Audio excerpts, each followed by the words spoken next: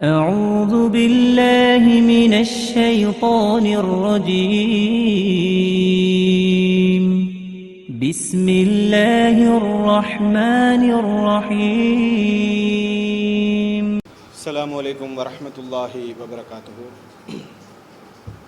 إن الحمد لله نحمده ونستعينه ونستغفره ونعوذ بالله من شرور أنفسنا ومن سيئات أعمالنا من يهده الله فلا مضل له ومن يضلله فلا هادي له وأشهد أن لا إله إلا الله وحده لا شريك له وأشهد أن محمدا عبده ورسوله أما بعد فقد قال الله تعالى في القرآن الكريم والفرقان المجيد يا أيها الذين آمنوا اتقوا الله حق تقاته ولا تموتن إلا وأنتم مسلمون وقال نبينا صلى الله عليه وسلم إن أصدق الحديث كتاب الله وأحسن الهدي هدي محمد وشر الأمور محدثاتها وكل محدثة بدعة وكل بدعة ضلالة وكل ضلالة في النار.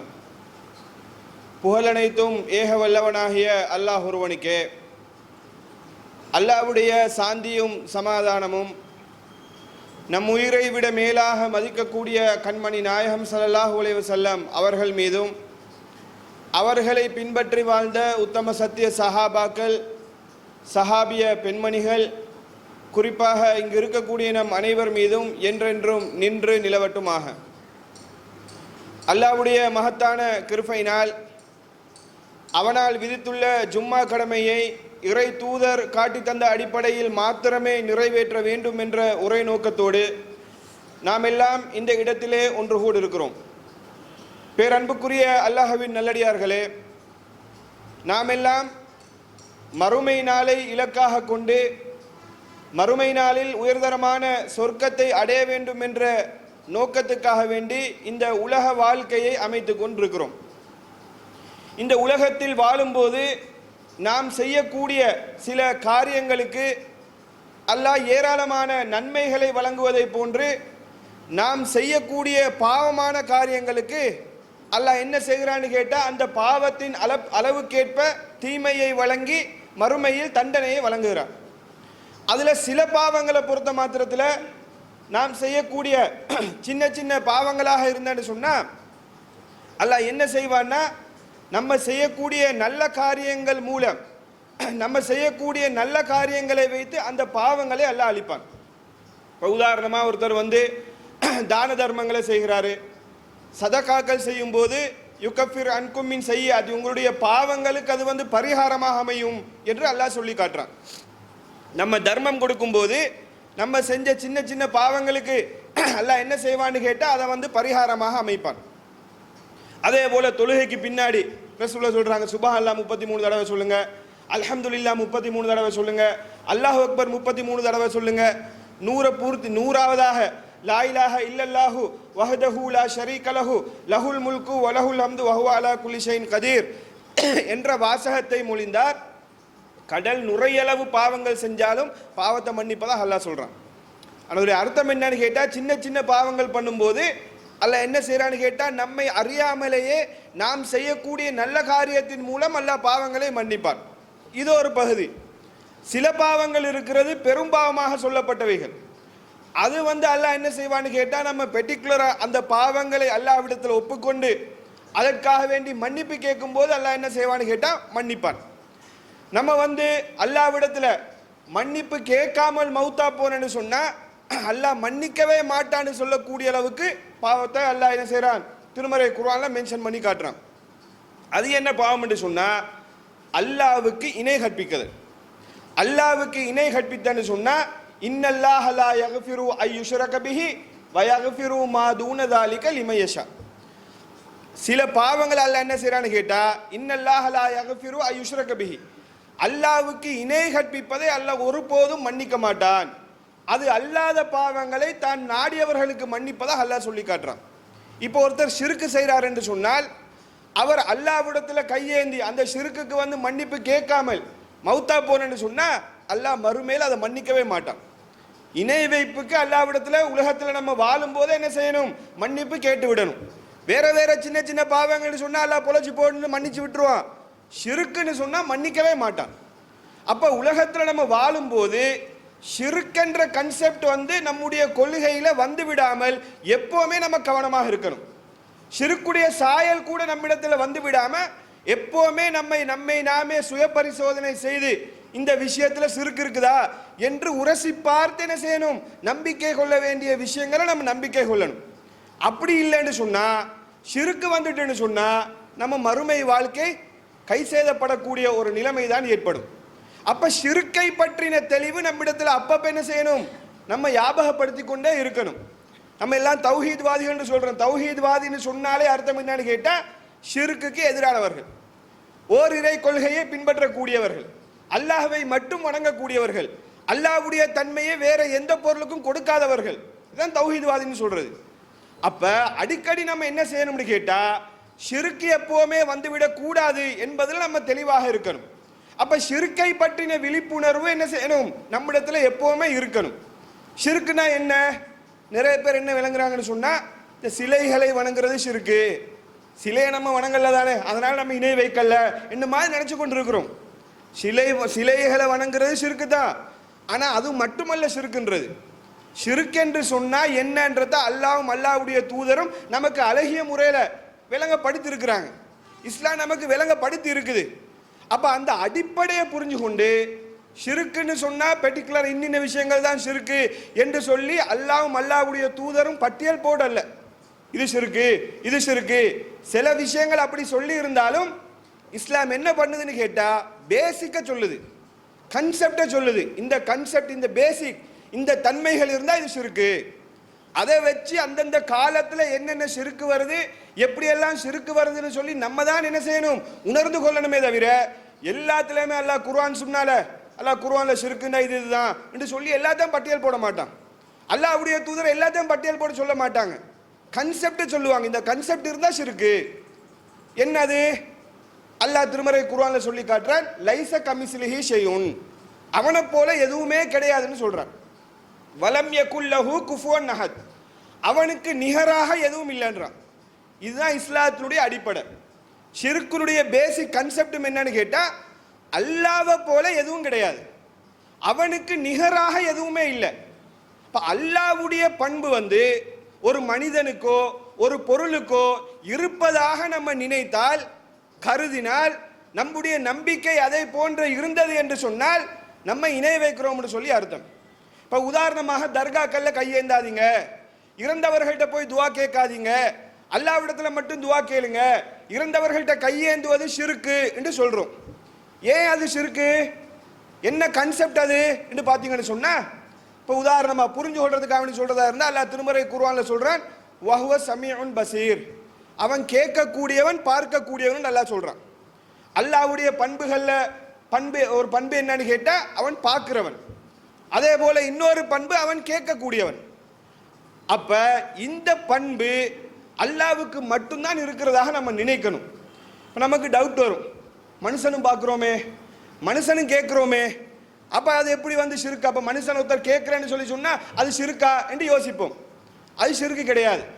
மனுஷன் பார்க்கிறான், மனுஷன் கேட்கிறான், ஆனால் அல்லாஹ்வை போல என்ன செய்ய மாட்டான், கேட்க மாட்டான்.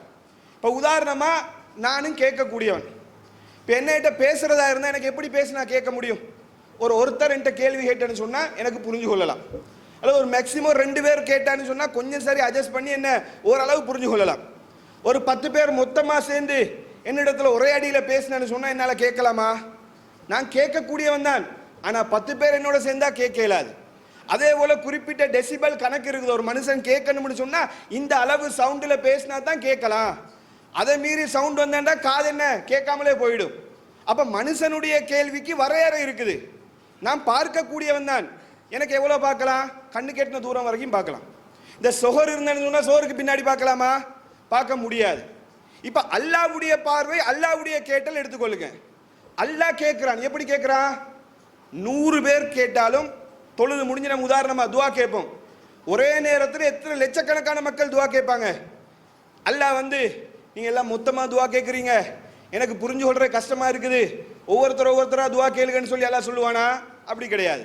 நீங்க எத்தனை பேர் கேட்டாலும் எந்த மொழியில கேட்டாலும், எனக்கு 2 3 மொழி தெரியும்னா அந்த மொழியில கேட்டால் மட்டும்தான் எனக்கு தெரியும். எனக்கு தெரியாத ஒரு மொழியில ஹிந்தியில கேட்டு பேசினேன்னு சொன்னா எனக்கு புரிஞ்சு கொள்ளலாமா? ஆனா அல்லாஹ் அப்படி கிடையாது. எந்த மொழியில எப்படி எத்தனை பேர் கேட்டாலும் எங்கிருந்து கேட்டாலும் என்ன செய்யலாம்? கேட்கிறத அல்லாஹ்வுக்கு புரிந்து கொள்ளலாம். எனக்கு பெட்டால இருந்து கூப்பிட்டாலே என்னை கேட்காது. அல்லாஹ் அப்படியா? அப்ப அல்லாஹ்வுடைய கேட்டல் என்பது வரையறையில மனுஷனை போல எல்லாம் கிடையாது. அல்லாஹ் பார்க்கிறது, எனக்கு சுகத்துக்கு அங்கல பார்க்க முடியாது, சிவத்துக்கு அங்கல பார்க்க முடியாதுன்னா அல்லாஹ்வால முடியாதா? அல்லாஹ்வுக்கு இயலும். அப்ப மனுஷங்க எப்படி நம்புறாங்கன்னு சொன்னா, இந்த தர்காக்கள்ல கையேந்த கூடியவர்கள் அல்லது அவுலியாக்கள்கிட்ட கையேந்த கூடியவர்கள் என்ன நினைக்கிறாங்கன்னு சொன்னா, அல்லாஹ் எப்படி கேட்பானோ, அல்லாஹ் எப்படி பார்ப்பானோ அதே போல இவங்களும் கேட்கிறாங்க. பார்க்கிறன்ற பண்பை விட்டுருங்க, கேட்டல் என்ற பண்பு எடுத்தான்னு சொன்னா தர்காக்கள்ல துவா கேட்பாங்க. யாராவது சொல்றத பார்த்துருக்கீங்களா? தனித்தனியாக துவா கேளுங்க, அவுலியாவுக்கு புரிஞ்சு கொள்றது கஷ்டமா இருக்கும். அவர் அவர் உலகத்தில் வாழும்போது தமிழ் மட்டும்தான் அவருக்கு தெரியும், தமிழ்ல மட்டும் துவா கேளுங்க என்று யாராவது சொல்லுவாங்களா? மலையாளத்தில் கேட்குறேன்னா மலையாளத்தில் கேட்டிருப்பாங்க, ஹிந்தியில் வேணும்னா ஹிந்தியில் கேட்பாங்க. இப்போ என்ன நினைக்கிறாங்கன்னு சொன்னா, எப்படி அல்லாஹ் கேட்பானோ அதே போல இவங்க கேட்குறாங்க. மௌத்தா போனால் செவியேற்க மாட்டாங்கன்ற தனி கான்செப்ட், அந்த பகுதியை விட்டுருங்க. இவங்க ஃபர்ஸ்ட் என்ன நினைக்கிறாங்கன்னு சொன்னா, கையேந்தும் போதே நம்ம கேட்கிறத புரிஞ்சு கொள்ளலாம்னு நினைக்கிறாங்களே. ஒரு 50 பேர் மொத்தமாக கேட்டாலும் புரிஞ்சு கொள்ளலாம்னு நினைக்கிறதே ஷிர்க். மௌத்தா போனால் செவியேற்பாங்களா இல்லையான்ற வாதம் சர்ச்சை 2வது. அப்ப இந்த அடிப்படையில் அல்லாஹ் கேட்கிறத போல மௌத்தா போனால் அல்லது ஒரு மனுஷன் உசுரோடு இருக்கக்கூடிய மனுஷன் கேட்கிறேன்னு நம்பினாலே ஷிர்க் தான். அப்ப அல்லாஹ்வுடைய ஆற்றல் வந்துவிடக்கூடாது. இதுல நம்ம என்ன பெர்ஃபெக்டா இருக்கணும். அதனால தான் அவுலியாக்கள்கிட்ட கையேந்தாதீங்க, தர்காக்களுக்கு கையேந்தாதீங்கன்னு சொல்றோம். அதே போல இந்த பண்பு, அதாவது அல்லாஹ்வுக்கு இருக்கக்கூடிய எந்த பண்பாக இருந்தாலும் ஒரு மனிதனுக்கு இருக்கிறதாக நினைச்சா அது இணை வைப்புன்ற கன்செப்டை புரிஞ்சு கொண்டு இந்த அளவுகோல் எங்கெங்கெல்லாம் இருக்குதுன்றதை நம்ம பார்க்கணும். எல்லாத்தையும் ரசூலுல்லாஹ்வும் அல்லாஹ்வும் என்ன செய்ய மாட்டாங்க? பட்டியல் போட்டு சொல்ல மாட்டான், இது ஷிர்க் இது ஷிர்க். கன்செப்டை சொன்னேன்னு சொன்னா அந்தந்த காலத்தில் எதெல்லாம் உருவாகுதோ அது ஷிர்க். எனக்கு ஒருத்தர் இந்த மைக்குக்கு அந்த மாதிரி ஆற்றல் இருக்குது, அல்லாஹ் போல இருக்கக்கூடிய ஆற்றல் மைக்குக்கு இருக்குதுன்னு சொல்லி நம்பினா ஷிர்க். அட இதை நம்புறது ஷிர்க்குன்னு சொல்லுவோம். குர்ஆன் ஹதீஸ்ல இந்த மைக் ஷிர்கான்னு சொல்லி இருக்குதாண்டெல்லாம் கேட்கக்கூடாது. அந்த கன்செப்ட் இருந்தேன்னு சொன்னா ஷிர்க். சிலைகள்ல கையேந்திர ஷிர்க்குன்னு சொல்றோம். ஏன்? அல்லாஹ் ரிஸ்க் அளிப்பதை போன்று அது ரிஸ்க் அளிக்கிறதாக நம்புறாங்க, அல்லது அல்லாஹ் கேட்பதை போன்று அவங்க கேட்கிறதா நம்புறாங்க. இப்படி நிறைய பண்புகள் என்ன செய்யறாங்கன்னு சொன்னா கொடுத்து இணை வைத்தலுக்குரிய ஆட்களாக மாறுறாங்க. அதே போல தாயத்து தொங்க போடுவாங்க, அது டைரக்டாவே சொல்லிட்டாங்க, மன் அல்லக தமீமத்தன் ஃபகத் அஷ்ரக, யாரு தாயத்து தொங்க போடுறாங்களோ அது ஷிர்க்குன்னு சொல்லிட்டாங்க. இப்படி சொல்லப்படாத சில விஷயங்கள் இருக்கும், அந்தந்த காலத்துக்கு ஏற்ற மாதிரி உருவாகக்கூடிய விஷயங்கள் இருக்கும். இதுல என்ன நம்ம பார்க்கணும்னு கேட்டா, அல்லாஹ்வுடைய பண்பு அதுக்கு கொடுக்கப்பட்டிருக்குதா? இப்படி சொன்னு சொன்னா, கொடுக்கப்பட்டிருந்தேன்னு சொன்னா இணை வைப்பு. இந்த பேசிக் என்ன செய்யணும்? உள்ளத்துல புரிஞ்சு கொள்ளணும். இப்ப நீங்க வாங்க, என்ன விஷயம்? இப்போ ஒவ்வொருத்தர் காலத்துக்கு ஏற்ற மாதிரி ஒவ்வொரு ஷிர்க் வரும்னு சொன்னேனா இல்லையா? அதே போல சில ஆட்கள் எப்படி சில விஷயங்கள் ஷிர்க்காக மாறும் என்று சொன்னால், ஒருத்தர் மேல வச்சிருக்கக்கூடிய பாசத்தினால, ஒருத்தர் மேல வைத்திருக்கக்கூடிய நம்பிக்கையினால என்ன ஆகும்னு கேட்டா, அந்த பாசம் கூடி கூடி அந்த மனுஷனை கொண்டு போய் கடவுளுடைய அந்தஸ்துல கொண்டு போய் வைப்பாங்க. கடவுளுடைய அந்தஸ்துனா என்ன? அல்லாஹ்வுடைய பண்பை நமக்கு தெரியாமல் என்ன செய்வோம்? மனுஷனுக்கு கொண்டு போய் கொடுப்போம். இது நடக்கிறத பார்க்கலாம். எப்படி? இப்போ உதாரணத்துக்கு எடுத்துக்கொண்டா இஸ்லாமிய வரலாற்றையே எடுத்துக்கொள்ளுங்களே. இஸ்லாத்துக்காக வேண்டி தியாகம் செஞ்ச உலமாக்கள் இருப்பாங்க, தியாகம் செய்த இமாம்கள் இருப்பாங்க, சஹாபாக்கள் இருப்பாங்க.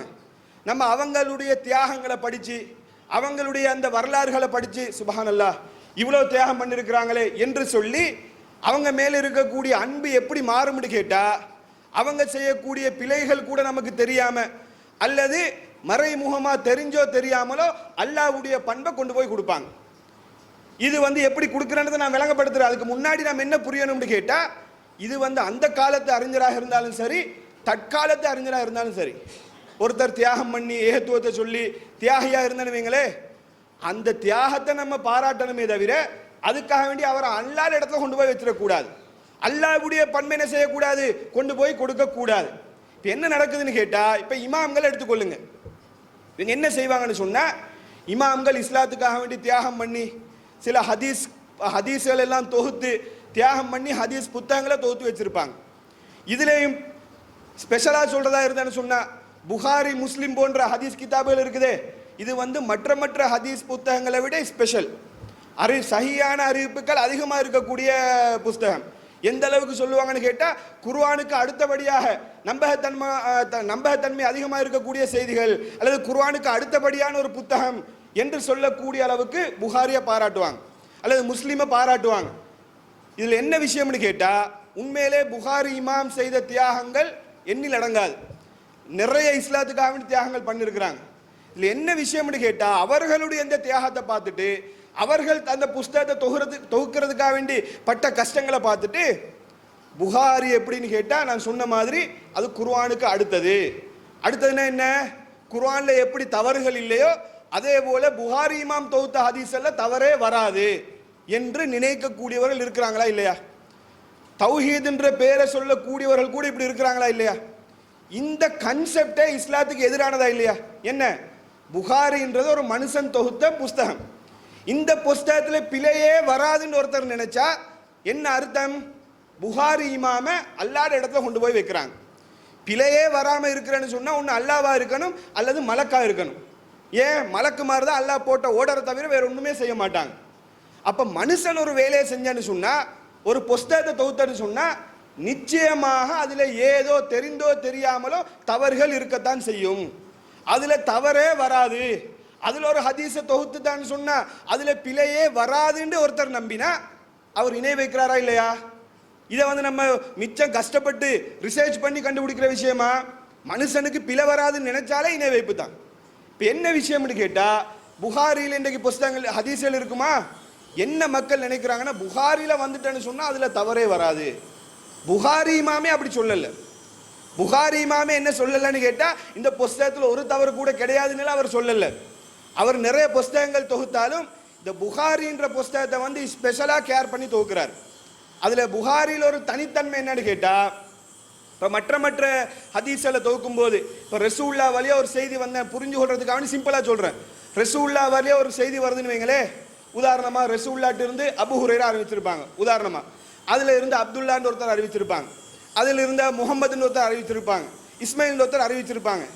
ஹதீஸ் கலையில் என்ன பார்ப்பாங்கன்னு சொன்ன, ஒரு ஹதீஸை தொகுக்கும் போது அப்துல்லான்றவர் அபு ஹுரைராவை சந்திச்சிருக்கிறாரா அல்லது சந்தித்த பீரியடில் வாழ்ந்திருக்கிறாரா? உதாரணமாக 2005 வாழ்ந்த அப்துல்லான்றவர் 2005 வாழ்ந்திருக்கிறார். இஸ்மாயில்ன்றவர் 2005 வாழ்ந்திருக்கிறார். என்ன முடிவெடுப்பாங்கன்னா, ரைட், ஓகே, 2 பேரும் சந்திச்சிருப்பாங்க என்று சொல்லி ஹதீஸை பதிவு பண்ணுவாங்க. அடுத்த அறிவிப்பாளர் அவரும் 2006-07 பீரியடில் வாழ்ந்திருக்கிறார். உதாரணத்துக்கு புரியறதுக்காக சொல்கிறேன். அப்போ 2 பேரும் சந்திச்சிருக்க வாய்ப்பு இருக்கு என்று ஹதீஸை பதிவு பண்ணுவாங்க. ஆனால் புகாரி இமாம் என்ன ஸ்பெஷலாக அதில் ஒரு நிபந்தனை போடுறான்னு கேட்டால், சந்திக்க வாய்ப்பு இருந்தாலும் சந்திச்சதை கன்ஃபார்ம் பண்ணால் தான் பதிவு பண்ணுவார். இப்போ அப்துல்லான்றவர் 2005 வாழ்ந்திருப்பாரு, முகமதுன்றவர் 2005 வாழ்ந்திருப்பாரு. இவர் என்ன, 2 பேரும் சந்திச்சிருக்க கொழும்புல தான் வாழ்ந்தாங்க உதாரணத்துக்கு இண்டு இருந்தாலும் 2 பேரும் சந்திச்சாங்களான்னு கன்ஃபார்ம் பண்ணுவார். இதை கன்ஃபார்ம் பண்ணுறதுக்காக வேண்டிய பல ஊர்கள் பல நாடுகள் பிரயாணம் பண்ணிருக்கிறார். இவங்க 2 பேரும் சந்திச்சாங்களான்றதை கன்ஃபார்ம் பண்ணுறது. அப்போ இப்படி உறுதிப்படுத்தி பதிவு பண்ணப்பட்ட செய்திகள் தான் புகாரில் இருக்குது. என்ன தனித்துவம்னு கேட்டால், புகாரில் வரக்கூடிய அறிவிப்பாளர் ஒருத்தரை ஒருத்தர் சந்திச்சதை புகாரி இமாம் எப்படி சரி உறுதிப்படுத்தியிருப்பார். இது மற்ற புத்தகங்களை விட இது தனிச்சு விளங்குறதுக்குள்ள ஒரு ஸ்பெஷல் தன்மை. இது மாற்று கருத்தெல்லாம் கிடையாது. இதுக்காக வேண்டி புகாரியில் ஒரு ஹதீஸ் பதிவு செய்யப்பட்டா அதில் பிழையே வராதுன்னு அர்த்தமா? அல்லது புகாரில் இருக்கக்கூடிய அறிவிப்பாளரை ஒருத்தரை பார்த்து நம்பகமானவர், நினைவாற்றல் உள்ளவர் என்று சொன்னால் அவருக்கு பிழையே வராதுன்னு அர்த்தமா? அப்படி கிடையாது. ஹதீஸ் கலையில் ஒரு ஹதீஸை பதிவு பண்ணும்போது என்ன செய்வாங்கன்னு சொன்னால், இவர் நினைவாற்றல் உள்ளவரான்னு சொல்லுவாங்க. பொய் சொல்லக்கூடியவரா நினைவாற்றல் உள்ளவரான்றது உறுதிப்படுத்துவாங்க. ஒருத்தருக்கு நினைவாற்றவர் உள்ளவர் என்று சொன்னால் அவருக்கு வாழ்க்கையிலே மறதி வராதுன்னு அர்த்தமா? மறதியே வராதுன்னா சொன்ன மாதிரி அல்லாவா தான் இருக்கணும் அல்லது மலக்கா தான் இருக்கணும். அப்போ ஒருத்தரை சிக்கத்து அல்லது நல்லவர் நினைவாற்றல் உள்ளவர்னு சொன்ன அர்த்தம் என்னன்னு கேட்டால், மனிதன் என்ற வரம்புக்குள்ள நல்லவர்னு அர்த்தம். மனுஷனை எப்படி ஒருத்தர் ரெக்கமெண்ட் பண்ணலாமோ அந்த அளவுக்கு உள்ளதுன்னு சொல்லி அர்த்தம். ஆனால் நம்ம ஆளுங்க என்ன இன்னைக்கு நினைக்கிறாங்கன்னு சொன்னால், இப்போ தற்காலத்திலேயும் அல்லது ஏகத்துவவாதிகள் என்று சொல்லக்கூடியவர்களும் என்ன நினைக்கிறாங்கன்னு சொன்னால், புகாரில் அது எல்லாமே சஹிதான், அது பிழையே வராது. புகாரி இமாமே சொல்லாத கருத்து இன்னைக்கு சொல்லி கொண்டு இருக்கிறாங்க. புகாரியிலே நீங்கள் பார்த்தீங்கன்னு சொன்னால் ஒரு ஹதீஸ் வருது. உதாரணமாக அல்லாஹ்வுடைய தூதர் ஸல்லல்லாஹு அலைஹி வஸல்லம் அவங்க என்ன பண்ணுறாங்கன்னு சொன்னால், இப்னு அப்பாஸ் அவங்க சொல்லக்கூடிய செய்தி, புகாரியில் 1838வது ஹதீஸாகவும் முஸ்லிம்ல 2755வது ஹதீஸாக பதிவு செய்யப்பட்டிருக்குது. என்ன? அதாவது மைமூனா ரலியல்லாஹு தஆலா அவங்க ரசூலுல்லாவை கல்யாணம் முடிக்கும் போது, திருமணம் முடிக்கும் போது ரசூலுல்லா இஹ்ராம் கட்டின நிலைமையில தான் என்ன திருமணம் முடிச்சாங்க என்று சொல்லக்கூடிய ஒரு செய்தி. மைமூனா அவங்கள திருமணம் முடிக்கும் போது அவங்க ரசூலுல்லா இஹ்ராம் கட்டின நிலையில திருமணம் முடிச்சாங்கன்னு ஒரு ஹதீஸ் வருது. இஹ்ராம் கட்டின நிலையில திருமணம் முடிக்கலாமா? திருமணம் முடிக்க கூடாது, தடை இருக்குது, எல்லாருக்குமே தெரிஞ்ச செய்தி. அப்ப மைமூனா அவங்களை இஹ்ராம் கட்டின நிலையில திருமணம் முடிச்சன்றதை ஏற்றுக்கொள்ளலாமா? ஏற்றுக்கொள்றதுக்கு என்ன, அந்த ஹதீஸுக்கு முரணாக இருக்குது. ஆனால் அறிவிப்பு ரீதியா நீங்க எடுத்து பார்த்தீங்கன்னு சொன்னா எல்லாருமே நம்பகமானவங்க. ஒருத்தருமே தவறு இழைக்கிற லெவல்ல மனுஷன்ற வகையில தவறு வரும். அந்த நம்பகத்தன்மை வைஸ் பார்த்தீங்கன்னு சொன்னா எல்லாமே கரெக்டான ஆட்கள். இவர் பலவீனமானவர், அதனால் இந்த செய்தி பலவீனம் எல்லாம் சொல்ல முடியாது. ஆனா இந்த ஹதீஸ் என்ன செய்வாங்கன்னு சொன்னா ஏற்றுக்கொள்ள மாட்டாங்க, மறுப்பாங்க. என்ன காரணம் கேட்டா, ஒன்னு ஹதீஸ் என்ன இருக்குது, இஹ்ராம் கட்டின நிலையில திருமணம் முடிக்க கூடாதுன்னு தடை இருக்குது. அடுத்து மற்றும் ஒரு மைமூனா அவங்களே சொல்றாங்க, ரசூலுல்லா என்ன இஹ்ராம் கட்டின நிலையில திருமணம் முடிக்கலன்னு டிக்ளேர் பண்றாங்க. இப்ப என்னதான் அறிவிப்பாளர் சரியாக இருந்தாலும், நம்பகமான ஆளா இருந்தாலும், சம்பந்தப்பட்ட ஆளே சொல்றாங்க ரசூலுல்லா என்ன அப்படி திருமணம் முடிக்கல என்று சொல்லும் போது அந்த செய்தி ஏற்றுக்கொள்ளலாமா? ஏற்றுக்கொள்ள முடியாது. இப்ப அறிவிப்பு சரியா இருந்தாலும் மறுக்கப்படக்கூடிய செய்தி இருக்கத்தான் செய்யுது. இப்ப நம்ம ஆட்கள் இன்னைக்கு என்ன நினைக்கிறாங்கன்னு சொன்னா, புகாரில ஒரு செய்தி வந்துட்டேன்னு சொன்னா அதை நம்ம மறுத்துடவே கூடாது, ஏற்றுக்கொள்ளவே கூடாது என்ற மனநிலையில் இருக்கிறாங்க. இது இணை வைப்பா இல்லையா? அர்த்தம் என்ன? மனுஷனுக்கு பிழையே வராது, தன் நினைவாற்ற உள்ளன்னு சொன்னா அவருக்கு வாழ்க்கையிலே மறதி வராது, அவரை மலக்குறேந்திர கொண்டு போய் வைக்கிறாங்க. இந்த கன்செப்டே தவிர இப்ப எப்பவுமே ஷிர்க்குன்ற கன்செப்ட் வராமலே நம்ம இருக்கணும். ஒரு செய்திக்கு முரண்படும் போது என்ன செய்வாங்க, புகாரில இருந்தாலும் சரி, முஸ்லீம்ல இருந்தாலும் சரி, நம்பகத்தன்மையை என்ன செய்வாங்கன்னு சொன்னா அளந்து பார்த்து ஏற்றுக்கொள்வாங்க. ஹதீஸ் கலையில ஷாதுன்னு ஒரு விதி இருக்குது. அது என்னன்னு கேட்டா, நம்பகமானவருக்கு மாற்றமாக கொஞ்சம் நம்பகமானவர் அறிவிச்ச செய்தி, அல்லது பலருக்கு மாற்றமாக சிலர் அறிவிச்ச செய்தி. இப்ப 10 பேர் ஒரு செய்தியை சொல்றாங்க, 2 பேர் மட்டும் அதுக்கு மாற்றமா சொல்றாங்க. உதாரணமா அப்துல்லான்றவர் வெள்ளிக்கிழமை 1:30க்கு கண்டிக்கு போனாரு, உதாரணத்துக்கு ஒரு செய்தி இருக்குது. 10 பேர் இந்த செய்தியை சொல்றாங்க, அப்துல்லா வெள்ளிக்கிழமை 1:30 கண்டிக்கு போனாருன்னு. ஒருத்தர் அல்லது 2 பேர் மட்டும் சொல்றாங்க அப்துல்லா வெள்ளிக்கிழமை 1:30க்கு பெட்டாக்கு போனாருன்னு சொல்லி. அப்ப இது 10 பேருடைய செய்திக்கு இது மாற்றமா இருக்குதா இல்லையா? ஹதீஸ் கலையில் என்ன செய்வாங்கன்னு சொன்னா, 10 பேர் சொல்றதுக்கு பிழை வர வாய்ப்பு இல்லை, ஒரே செய்தியை கரெக்டா சொல்லியிருக்கிறாங்க, ஒருத்தர் மட்டுமல்ல 2 பேர் மட்டும் மாற்றி அறிவிக்கிறாங்கன்னா என்னமோ பிரச்சனை ஒன்று இருக்குதுன்னு சொல்லி இந்த செய்தியை ரிஜெக்ட் பண்ணிட்டு இந்த செய்தியை எடுத்துக்கொள்வாங்க. இவர் பலவீனமானவன்ற அடிப்படையில் கிடையாது, நம்பகமானவர் தான், அவர் அறிவிக்கிற மற்ற செய்தியை ஏற்றுக்கொள்வாங்க. இருந்தாலும் ஏதோ ஒரு மிஸ்டேக் நடந்திருக்குது, மனிதர் என்ற வகையில் நமக்கு தெரியாத ஏதோ ஒரு மிஸ்டேக் ஒன்று இருக்குது என்று சொல்லி ரிஜெக்ட் பண்ணுவாங்க. அல்லது ரொம்ப வலிமை கூடின ஒரு ஆள் ஒரு செய்தியை சொல்லியிருப்பாரு, அதை விட கொஞ்சம் குறைஞ்ச ஒரு ஆள் இன்னொரு செய்தி சொல்லியிருப்பாங்க, ரெண்டும் முரணா இருக்கும். என்ன செய்வாங்கன்னா வலிமை கூடினவர்கிட்ட செய்தியை எடுத்துக்கொள்வாங்க, இவரை விட இவர் பெட்டரா இருக்கிறாரு. அப்ப என்ன, நல்லவராக இருந்தாலும் நினைவாற்ற உள்ளவராக இருந்தாலும் நமக்கு தெரியாத புறத்தில் சில மிஸ்டேக் வரும், அதுதான் மனுஷன்ன்றதுக்கு ஆதாரம்.